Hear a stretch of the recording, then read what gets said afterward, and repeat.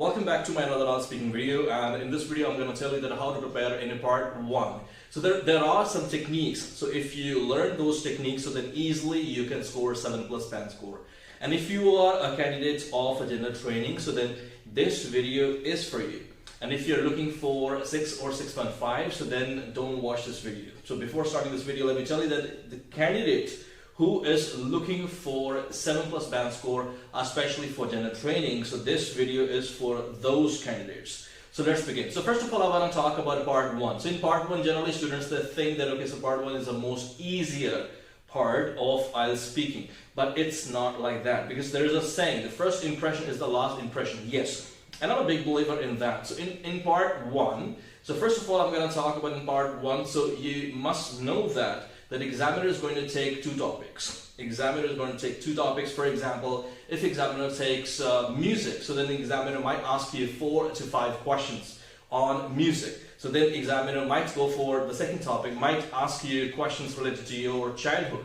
So then again, examiner is going to ask you 4 questions. So in total, examiner has to ask you 12 questions in part 1. And that's what you should be aware of.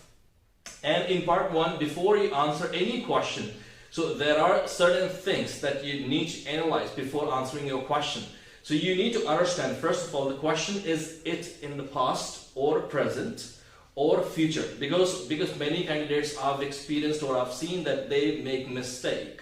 They make this big mistake because they don't see that the question is in the past, present or future. If the question is in the past, for example, if the examiner is asking you, did you grow any plant when you were a child? So this means that the examiner is asking you about your childhood. And if you say that, yes, I grew many plants, this means that you are answering in the present. This means that you grow. So make sure this is the main thing, that first of all, that which you need to understand, that is examiner asking you for past, present or future. That's the first thing which you have to do in part 1. And the second thing you have to do, that is paraphrasing.